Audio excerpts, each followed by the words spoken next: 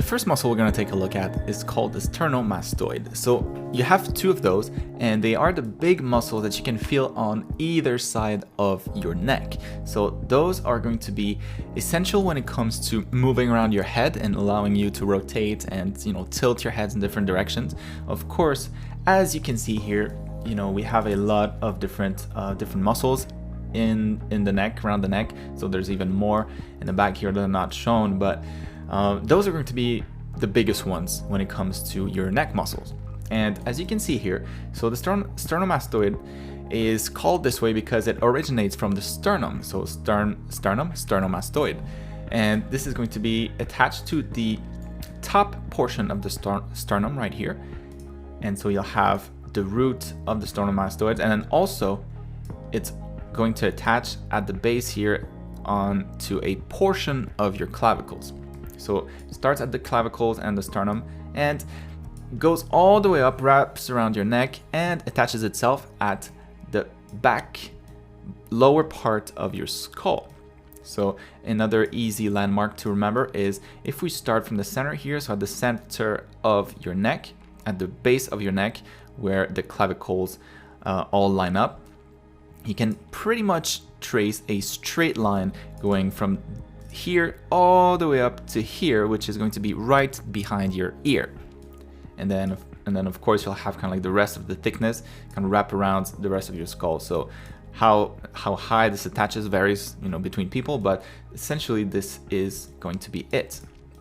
All right, so drawing the sternomastoid is actually pretty simple. So it's going to look kind of like a baseball bat. So the shape is going to be thin at the bottom where it connects to the clavicle and the sternum. And so this base here is going to be where it attaches, and at the top is going to be the mass, and then at the top here, the very top, this is where it attaches to the base of the skull. So basically from the front, it's going to look something like this. So we have the main part here. This part here is going to be the most visible. As we know, it's a little bit wider than this, right? So this portion here attaches onto the clavicles, but this is never going to get really thick. So the one that we are going to see the most, the one that's actually going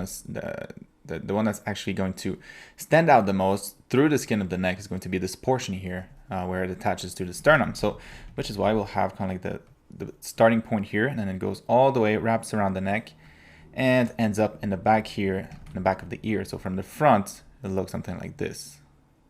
So that would be kind of like the location. And then of course you have this section here. The general shape is going to be without this most of the time. That's not something that you'll generally see too much because, like I said, there's not really any mass there.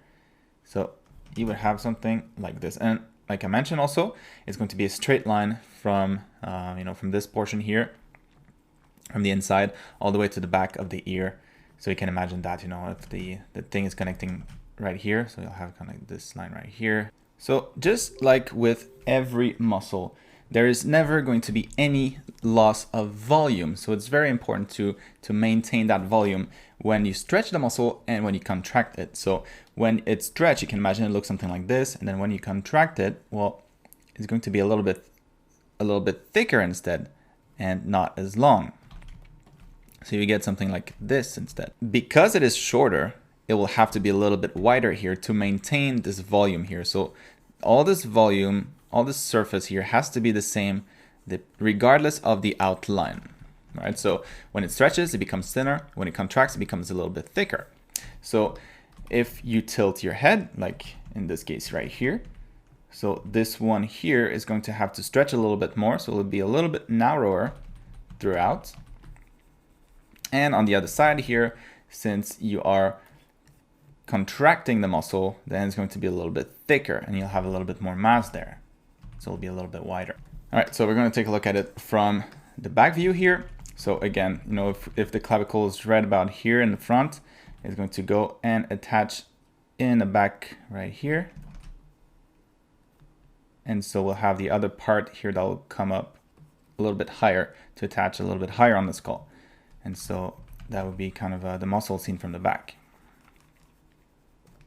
So you have the same thing here. Starts at the sternum, wraps around, attaches right behind the ear, and then a little bit wider a little bit higher for the rest of the attachment point, and there you go. So seen from the back, that will be kind of what you see, you know, wrapping around the neck and attaching in the back of the head. And here from this angle, we're going to draw exactly the same thing again. So straight line from the back of the ear all the way down to the sternum, and another straight line. You can imagine the ear, this ear here is kind of like hidden in the back here.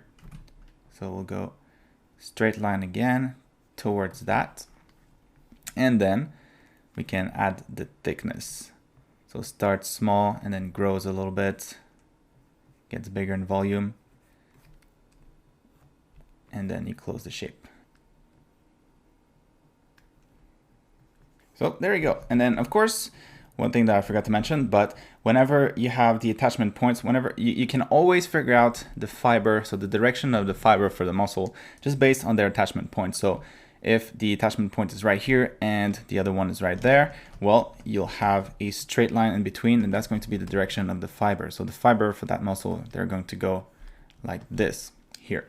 So if we can simplify this basic shape here, so I keep saying a baseball bat, but really it's just kind of a deformed cylinder once again. So a very simple shape to draw, just going to be a good old cylinder shape that just gets a little bit bigger towards the top. So this is how you draw the sternomastoid.